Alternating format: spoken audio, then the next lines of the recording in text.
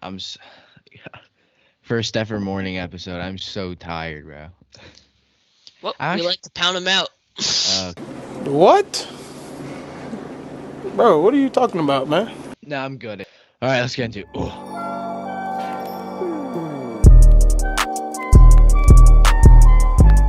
Hey, what's going on, everybody? Welcome back to another The Sports Scoop video, and it is again Dylan Shalom and Kian McDermott, Minnesota Vikings bust or boom 2021 season preview.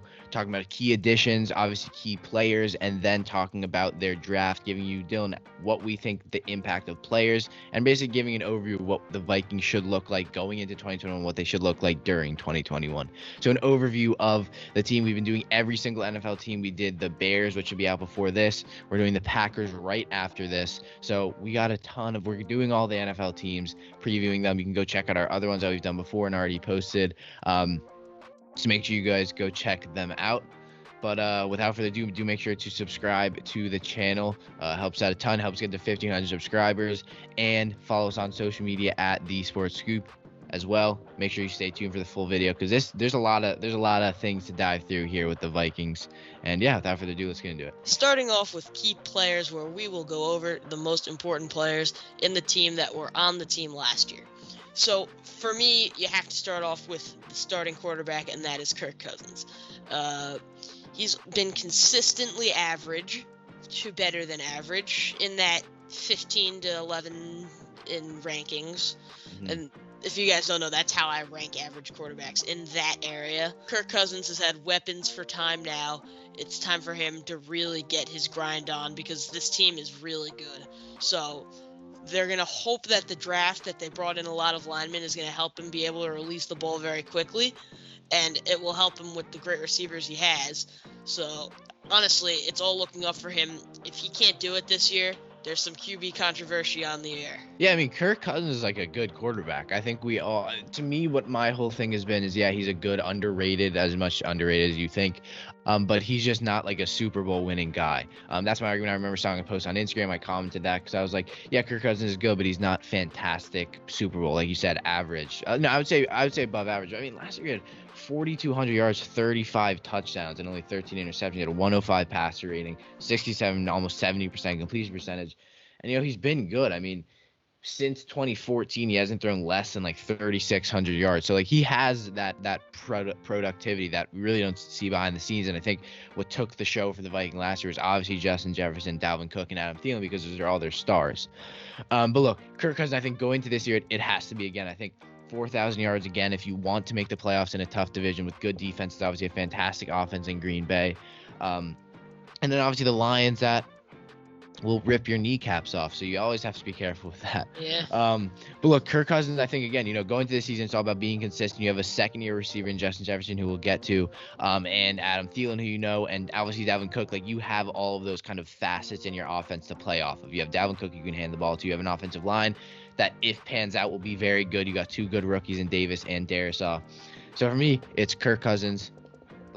Let's be productive again. Let's go under the radar again and be that productive quarterback and lead this team to the playoffs, like we've seen them do, and make those upsets like they did against the Saints. He's productive, but I don't think he's a game winner in the way that some other quarterbacks Right. Yeah, I think he doesn't show up in big games. His productivity relies on the people around him, and I know that sounds crazy because he was excellent in Washington, but I feel like at this point in his career, if you're going to stick him on the Patriots, he's not going to do well.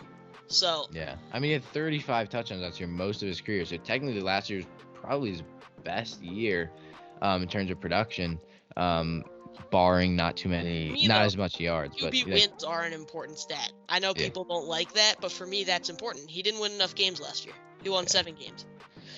All right, then let's move on to key player number 2, Dalvin Cook, running back. I mean, is there much to say? Someone who's a top 5 guy. What does he need to do going to 2021? What's your expectations? Yeah, for Dalvin Cook, what he has to do this season is exactly what he did last season and the season before.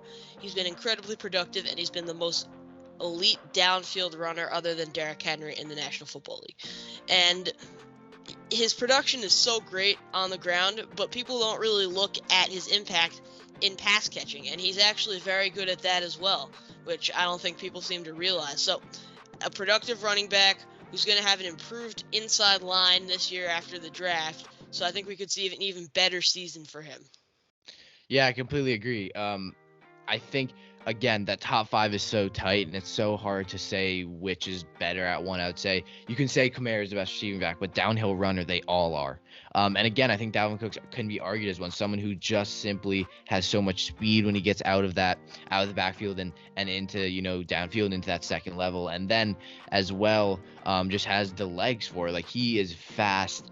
And as well, underrated receiving back. Last year he had 1,500 yards and a combined 17 touchdowns from receiving and rushing. Like he didn't get injured, and we saw with the Dalvin Cook we wanted to see. Second year going over 1,000 yards. Second year going over 10 touchdowns. Like he's productive. He's the definition of a productive running back for a team that needs him to be. And going to 2021, it's like most of the players that had a good season last year. It's continue that momentum, as we said in the Bears one, is a big thing. Like we were saying for David Montgomery, their running back, it's all about productivity. And Dalvin Cook was very good the entire season, so it's about bringing that over into this season, playing well in camps, making sure you're not getting injured. Making sure you're stretching out, which I know that sounds stupid, but like making sure that you're doing the little things so that you do not get a big injury, because we just saw Cam Akers go out from a torn Achilles. So it will happen, and I'm sure it'll happen to another player in training camp. So it's about, let's not make that me. I know I have an injury history, and let's move on. But Dylan, let's do Justin Jefferson, probably now the wide receiver 1 in Minnesota. Fantastic rookie. You're going over 1,400 yards as a rookie, breaking the record. What's he grading to in 2021? I think we're going to see an increase in productivity from last year. And what you've seen from me talking about Justin Jefferson is solely based on the PFF rating, so you might take that as a little bit harsh. But I actually think he's an excellent wide receiver who in the next span of 5 to 10 years is going to be one of the best receivers, if not the best receiver in the NFL. So what he needs to do is get downfield more often, because with Adam Thielen in the team and now with Irv Smith as even a short ball option, his downfield presence could be so dangerous for defenses. So I want to see him make more long routes so that he could almost stretch the defense out to a point where other receivers are able to get the ball in more dangerous spots. That's the only really critique I have of him. He didn't make enough of those routes last year. Yeah, I agree. I mean, I didn't even know he had exactly 1,400 yards, on the dot. 7 touchdowns. I want to see an increase in touchdowns. I want to see at least 10 plus this year. Yards, you can give me less as long as he's over 1,000, but I want to see 10 plus touchdowns, because we know it's not going to be Thielen again. But we're going to get into Thielen after this. Again, I could be completely wrong, because Thielen always has a knack for the end zone. Yeah, Justin Jefferson, like you said, one of the dirtiest route runner coming out of the draft besides Jerry Jeudy, and could have been better. It definitely was better than Jeudy, but in terms of route running, just really good. And Dylan, it was so surprising because we did not see him until that Titans game, at all. I literally, we did not see him. I was like, where is Justin Jefferson? Then he had that fantastic 80, 90 yard play.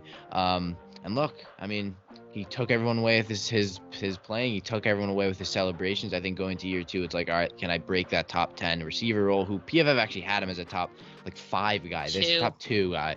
But I think it was solely because of PFF ranking. Go check out that video if you guys want. But yeah, so Justin Jefferson, again, keep that productivity, start to solidify yourself as one of the top guys in the league. Dylan, let's move on to wide receiver 2 or wide receiver 1B, Adam Thielen. Moving up in age, I believe he's 33 or 32, so he's up there. Is this a big dip in form for him, or does he continue? I don't see why everyone says it's going to be. He didn't have a big dip in form last year, and there's really no signs other than his age and Justin Jefferson being there saying that it's going to happen to him. He's not the fastest. 30. Sorry. He's not the fastest guy in the league. He's never has been. He's not the most athletic guy in the league, but he is the smartest wide receiver in the NFL, in my opinion. He knows where to be. First downs, touchdowns, that's his game. So for me, he might catch for 700 yards, and it wouldn't bother me because he'd score 15 touchdowns. So... Yeah, I mean, that's a good point, because last year he had 925 and he was 14 touchdowns. I mean, every single NFL week he was in the end zone. And it was those red zones. Like you said, I think it's a great point. He's really smart. He has the IQ to know where to be and know where to be to get the ball. Look, I I just see a receiver who will start to get outplayed by a 22-year-old. And I think he'll slip into the wide receiver 2 role. And there's nothing wrong with that. It happens to all receivers. I think we can argue it happened to Julio Jones, but he was injured most of the time. So we'll see. I mean, when there's a new receiver and he gets 1,400 yards in his rookie year, it's very hard to beat him out when you're 30 plus. And yeah, like you said, not the fastest guy, not the biggest guy, but one of the smarter guys, and has fantastic hands as well. Some of the best in the league. So, he has it all. Let's move on to the last key player, and it's the only defensive player we have on here. And we know, guys, there are a lot of good defensive players, but we are going to go to Harrison Smith, safety. Another guy who we didn't see a ton of last year. Dylan, what do you think? They obviously lost Harris to the Eagles this year. That was the point I was about to make. It's going to be a problem for him this year because I personally, when I've watched the Vikings, have seen Anthony Harris outplay Harrison Smith game in, game out. So I think it's their combination that makes the both of them so great. So without Anthony Harris in there, I don't know how Harrison Smith is going to react. And as of right now, I think their other safety is going to end up being either Mackenzie Alexander or Xavier Woods, who they brought in free agency, because they don't have another real safety in their team that's ready to start day one. So I think he's going to struggle this year, and if he doesn't, I'll have a lot of respect for him because he is being played the hardest card. For me, it's like a tough one because Anthony Harris was that ball hawking, get the interceptions, bring the ball back to that offense. And Harrison Smith has kind of always been the big hitter, really knows where to be and how to break up passes, especially downfield. 89 tackles last year, 0.5 sacks, and he had 5 interceptions. So, he actually had productivity, I guess, kind of under the line. Again, my memory's been awful, so I have not been remembering these things. But I can barely remember the first names of people. But look, 2021, again, it's a deciding year because you're now the only good safety or the only established one. Can you he was playing off Anthony Harris. Anthony Harris made big plays and then he did, but now it's going to be all him. And maybe Xavier Woods does something. I don't think Mackenzie Alexander would play safety, but again, I don't know. And I'm sure there's someone else in their depth chart that is maybe playing safety. So it's notable though. So Harrison Smith will have to step up. He'll have to be that captain of the defense, and he's 32. He's up there in age. So again, this might be his last year, or we may see a dip in form. But I hope him all the best. I mean, it's a defense that needs to step up, especially with the improvements in the offense. Let's move on to key additions, and they only did stuff in free agency, having quite a good free agent kind of class of 2021. And the first key addition was my New York Giants defensive tackle, DALVIN Tomlinson. Was not very happy about. I think a fantastic pickup, especially for a defensive line that struggled. What's your outlook for him going to 2021? I think he's got to do the same thing he did last year. And I'm saying this for a lot of these guys because I'm going to get to a real monologue at the end of the episode. I was planning on it the whole time, so I'm not going to spoil it now. This team is good. These players are good. So they just got to improve, and eventually this team will get good. There's one factor holding them back, and I'll get to it later. But for me, DALVIN Tomlinson was an excellent pickup to help their run defense out a lot, and it will work. All right, quick, short, and concise.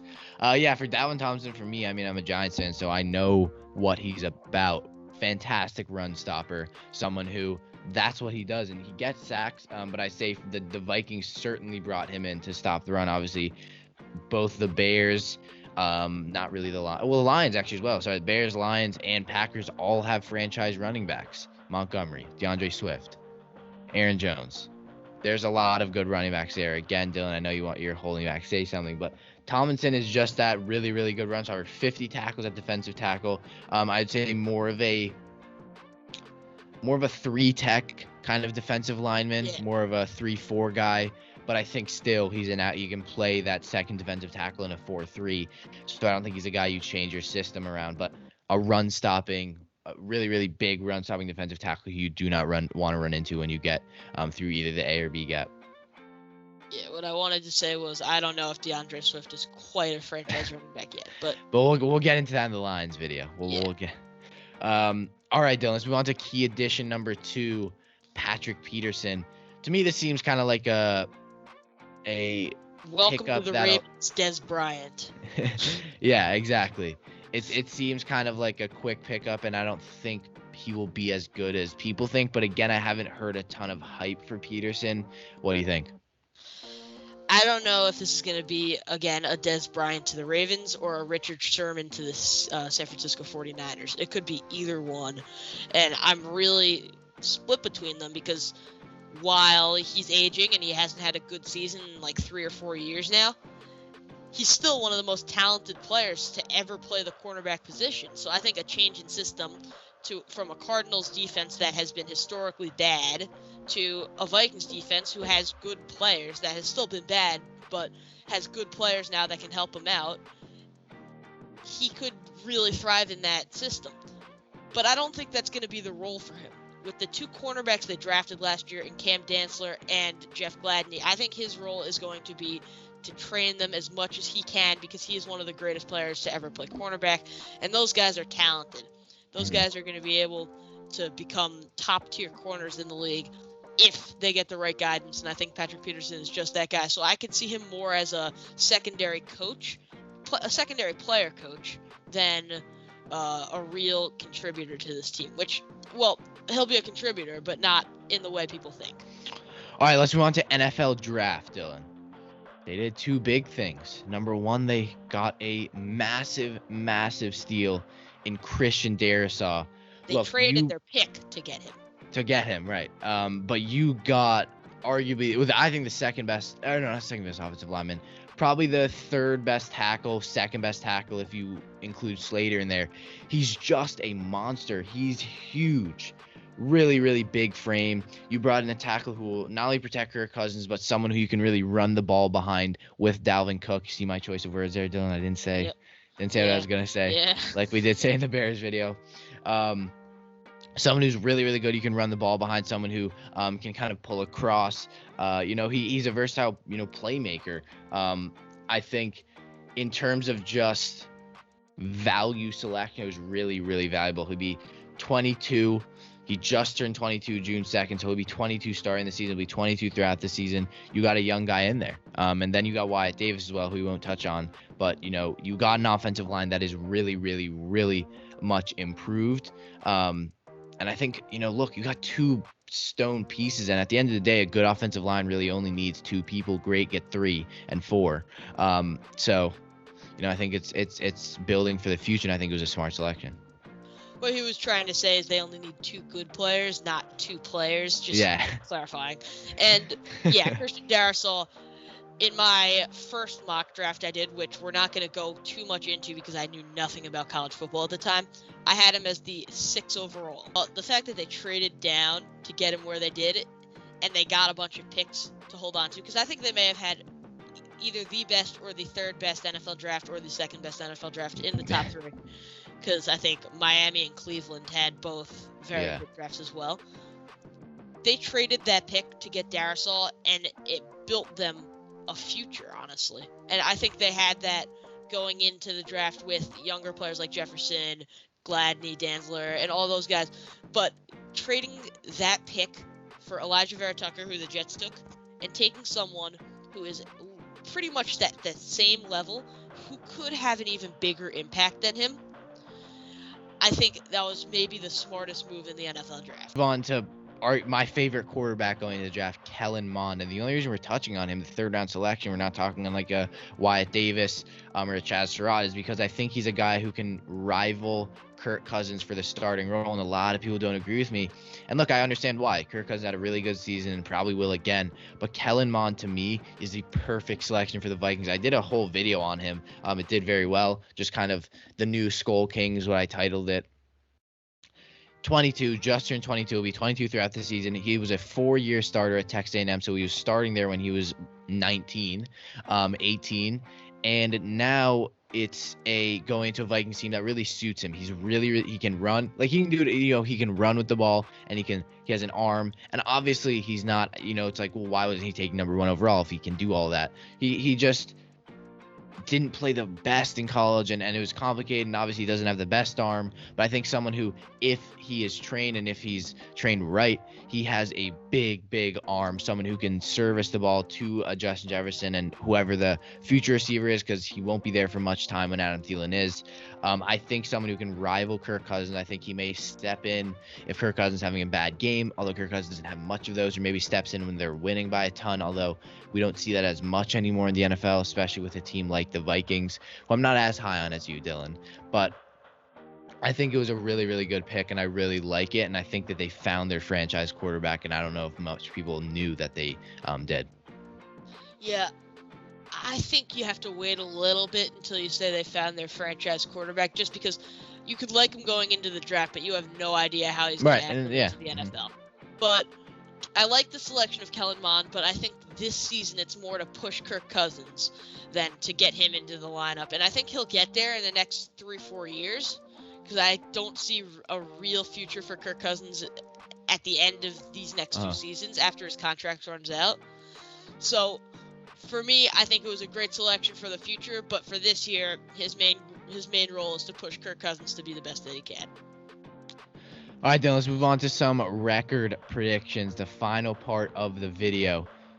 Are you going to be harsh? Are you going to be nice? You seem to be nice to the Vikings. Is there a shock record prediction that I didn't know about? I seem to be nice to the Vikings, but here it is.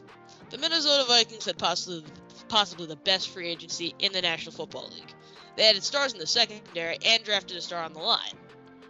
But the Minnesota Vikings have had a very good roster since 2016. And questions need to be asked that Mike Zimmer no longer has the ability to manage the players that he has. Yeah. Kirk Cousins has led the Vikings to 3 straight mediocre seasons with 1 playoff win. And what they have with their roster, what they've done with their roster is very different. They could be a Super Bowl winning team from years and years. And right now, the farthest they've gotten is that NFC Championship game that they got slaughtered by an injured Eagles team. So for me, all that they have right now goes down the drain if Mike Zimmer has no idea what he's doing. And in my opinion, he doesn't. So the team is good enough to win 9 games. Team good enough to win 13 games, but coach is going to ruin that for them. They're going to go 9-8. All right. Yeah, I mean, Mike Zimmer's not a great coach. He kind of lost his touch. He's lost his touch, and I think he's at that age where he's kind of lost his football IQ because the game is just advanced ahead of him, or the game is kind of just gone ahead of him. My record prediction would be 1 more than you, Dylan. I think they get 10-7 for me. Although we've been predicting most teams to get that many wins, so I'm sure we're getting I don't even know if it's actually able to if we give every single team 10-7 because they have to lose some games. But 10-7 for me. I think 9-8 and 10-7 are probably the most common predictions we've had so far, and we'll continue that streak. 10-7 for me. Kirk Cousins, I think, will be able to do it. I think if they put in Kellen Mond, he will be as well, but that coaching will hold them back from, like you said, a 11-12 win season, and the Packers are still in the division, so it's very hard to get first, but I'd say they get second in that division, and I would say they have to get 7-8 wins to get third, because I think we had the Bears go 8-9, I believe. So it'll be a close division, especially at the top. But that will do it for the video. Kean McDermott, Dylan Shalom. We hope you guys did enjoy. Do make sure to subscribe to the channel, turn on notifications, because we will be doing your team, or we may have already. So make sure you subscribe, comment down below what do you guys think about our takes. We always love to have a conversation with you.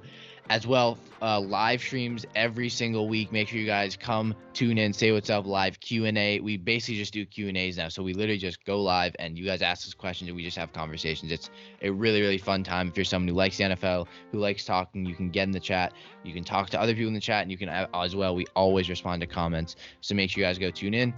And there's never a better way to know when we're having those live streams without following us on social media, Twitter and Instagram, _sports_scoop. We post hours before we're going to post a video, clips, everything like that. So if you want to get more in-depth content on the channel as well, you can message us over there. And I would be remiss if I didn't tell you to go follow and message Dylan_Shalom if you have any personal problems with his takes, because he very much likes talking to people and he's already smiling. He's only gotten 1 DM, I think, Dylan. Has you gotten any more? One. Only 1. And now they're Just best one, friends. Yeah, so make sure you guys, if you guys want to DM him, you can do that. This is the Sports Scoop. Thank you guys so much for watching.